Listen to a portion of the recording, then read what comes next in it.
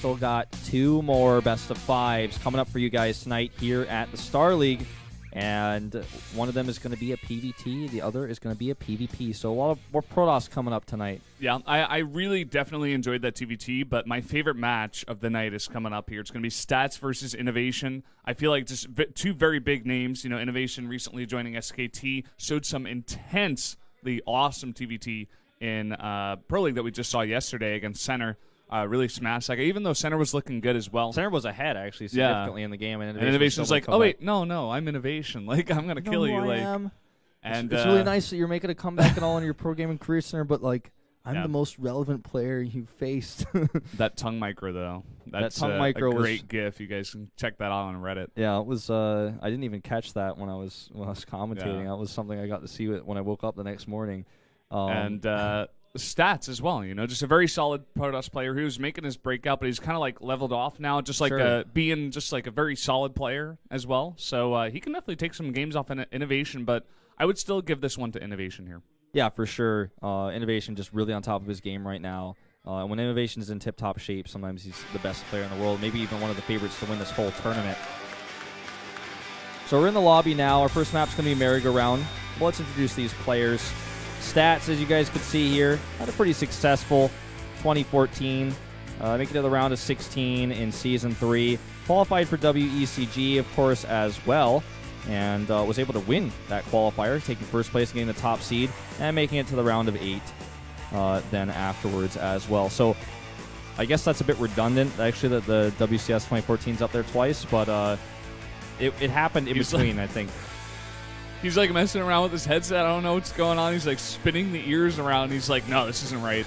I can't handle this. Let's see if he likes it now. No. It's a sound blocker, man. Got to be comfortable because those things are really tight, actually. You and I have both experienced this. Got to block the this. sound, man.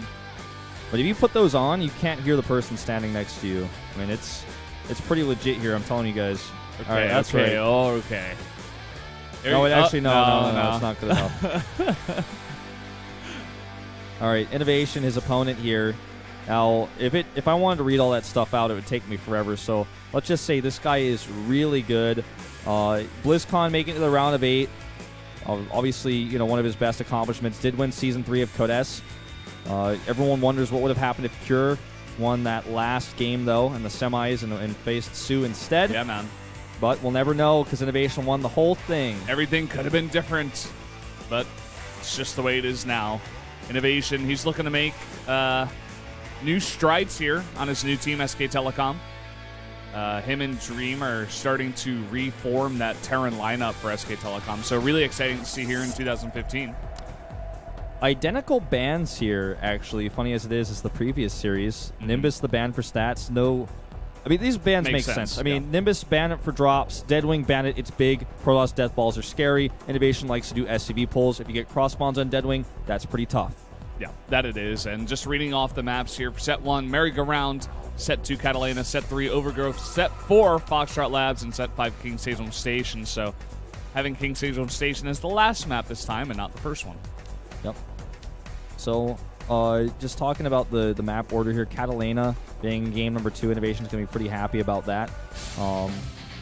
Otherwise, you know, it's a pretty standard map pool. No big favors. The big maps that favor one race or the other, I think most people would agree, are actually Nimbus and Deadwing, which are both banned. So a happy game 2 there for INnoVation. And Stats finally got his headset fixed. He was actually like making a big fuss about it in the chat too. He was really serious about this. It's time, guys. Game number 1, Stats versus INnoVation here at the SSL.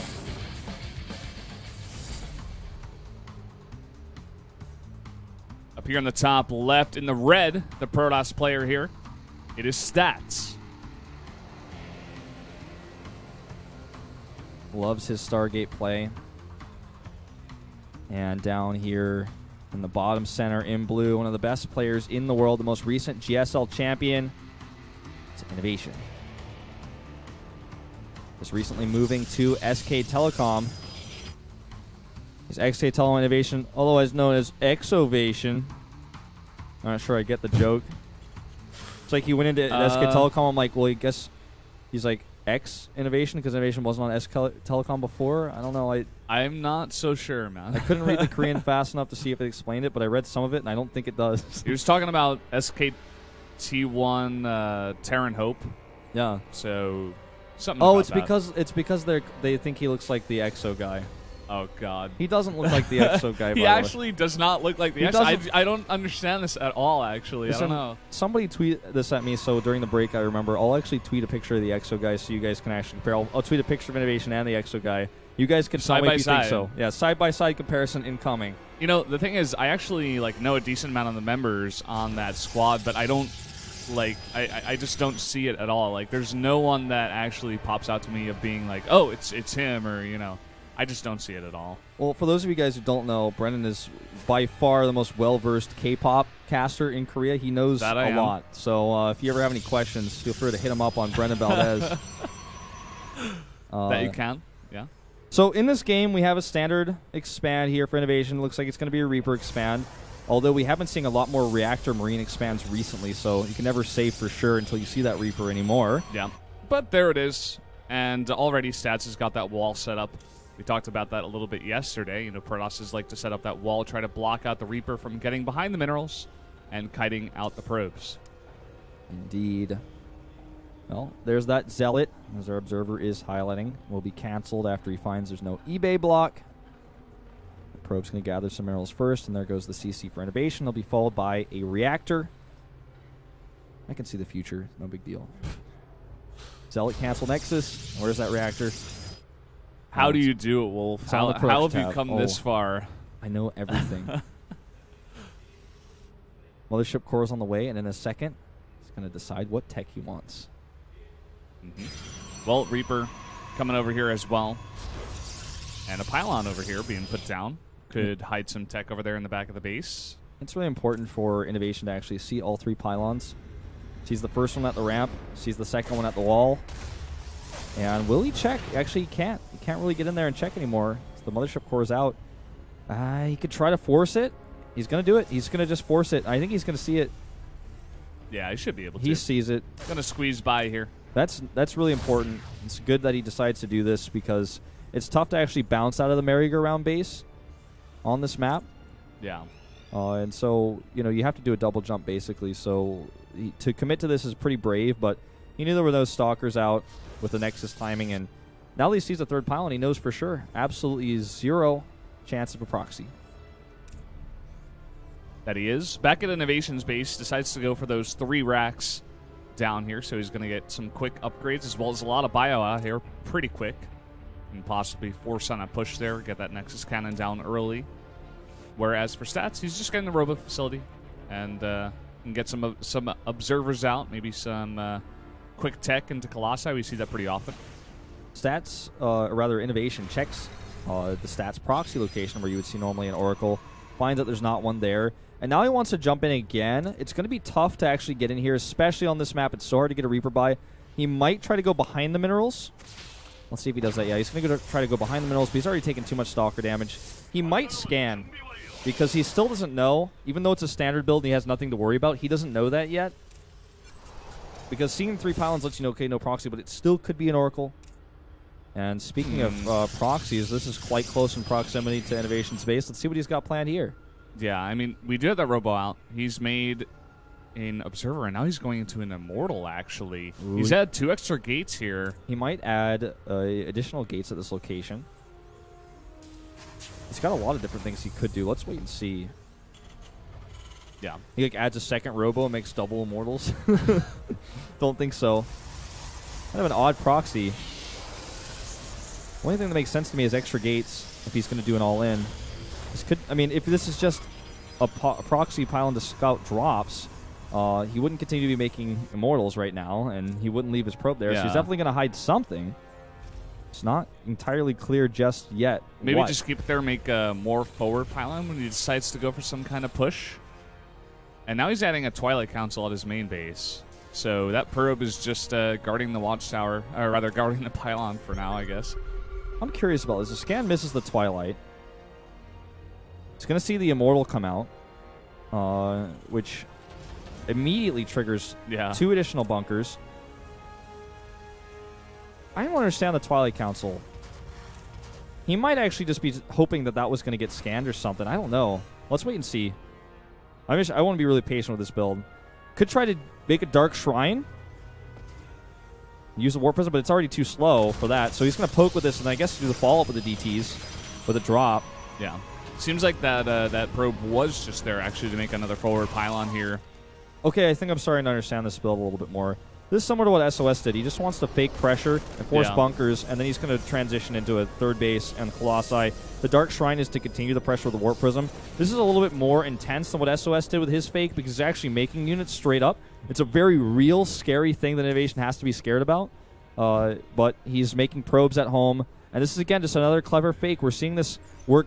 It's kind of been the evolution of Kespa PvT. We saw it first with the Blink Stalker fake build after Blink Stalker all-ins were really strong. Yeah, then we look saw at this. Immortal all-ins come back. Immortal all-ins are really strong. And then now people are faking Immortal all-ins or faking Stalker pressure and then taking a third base. So it's this kind of fake evolution. Yeah. I mean, it's very hard for the Terran to hold this kind of push without bunkers. And it kind of forces you. If you see two Immortals, you're going to be like, oh no, he's going for an all-in. He's going to push me.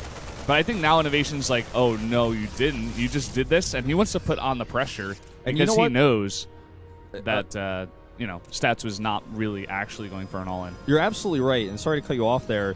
The most important thing here for INnoVation is that he gets that Warp Prism because these DTs are supposed to be dropped in the main base right now, which really annoys you when you're trying to do this counter pressure with your whole army. If DTs are in your main, that becomes a totally different story as to how much you can commit to this.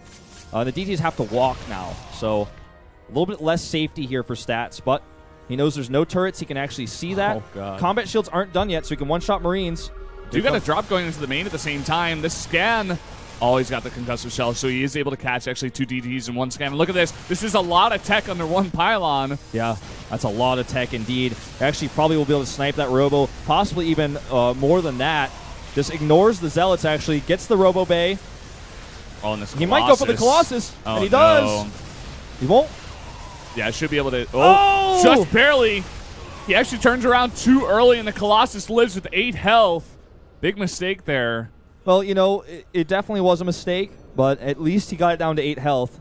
That means that about half of its health when it fights later is going to be easier to be picked off on Vikings. Still a win here, especially considering he killed the Bay, which means he has no other Colossi to worry about. Very true. He's already got 4 Vikings coming out at a time here, so he's just in a great position now. The drops continue to harass here, and the Dark Shrine lost a lot of its shields. It looks like he's not going to commit to that anymore. But a pretty successful drop overall. Nice. Has a turret up. Well prepared here for any DT harassment that might come his way. And that medevac, or rather, excuse me, that pylon will be spotted by that Marine, so you can clear that up as well. And that means no further Zealot harassment later without Warp Prisms. Range so late now, as you guys can see on the production tab. We see INnoVation stop SCV production at 47. That's why Stats is actually ahead by 20 workers here. And with 4 Vikings coming out at a time and delaying the amount of Colossi that are going to be in this push, I would not be surprised to see that kind of pull the boys push here at INnoVation. Massive amount of gateways being added here for Stats, meanwhile. As he has that third base economy fully powered up, and he feels comfortable enough now with the extra minerals he's built up here. He wants to dump them into Zealots and start his Storm research, of course. The Temple Archive's coming up here. Little Ninja Scout comes in and sees that the Robo, of course, has resumed production. And yeah, I think you're pretty spot on. This is what INnoVation likes to do. Let's see if he decides to commit to it. He's had that third base up for a really long time, so that gives him a ton of Vikings. I mean, like you're saying, 4 at a time. I feel like he might actually just poke and then decide if he wants to pull the boys with the second follow-up push. Oh, never mind, he's doing it. Yep, there it is, guys. The boys have been pulled. And Storm isn't done. He's got this very small timing window. Going to hit this before Storm is ready. Range is going to be done at least. Nice catch there, actually, on the army with the Observer. So he knows which angle this is coming from. It's so important to get a nice angle here, but he's actually letting INnoVation walk up the natural ramp right now. And the Vikings already getting some great pot shots here on the Colossi. He just wedges right in between these two armies and picks those Colossi off like it's nothing. Storm isn't done. Charge isn't done. This is going to be a walkover here. This is just absolutely annihilation that we're seeing here. And that's the end of this game, guys. Ladies and gentlemen, I'm so sorry if you were expecting a Protoss victory here. INnoVation is going to take this out. Easy peasy. DT's trying to hold down the fort, but this army's getting healed. He's got plenty of scans. Like, there's one right there. Can do another scan on his main army. There it is. To wipe out any additional DTs. Also gets rid of that observer. And one DT is not going to change the world, Valdez. No, it's not going to change the situation in this game. Stats is like trying to trade here, but it doesn't matter. GG. INnoVation takes game number 1 in pretty crushing fashion there. INnoVation doesn't mind if his economy is disrupted in the early game. He just doesn't really care. Yeah, he's like, okay, well, I just won't make any more SCVs. I can sit here on 47 and pull them later. He took a very comfortable third base after he realized that it was a fake, and he took that like immediately, no hesitation, and from there was able to just power up a ton of Vikings. He also killed that Warp Prism, and I can't stress enough how important that was for stats. If that was in a better place, could have warped in 2, 3 DTs, dropped it into the Warp Prism there, and just put right into the main base. That was much pressure. Yeah, that was like the special stats like portion of the build where he adds those DTs in, and INnoVation able to clean up those 2 at the same time with 1 scan just like took a huge portion of that build away.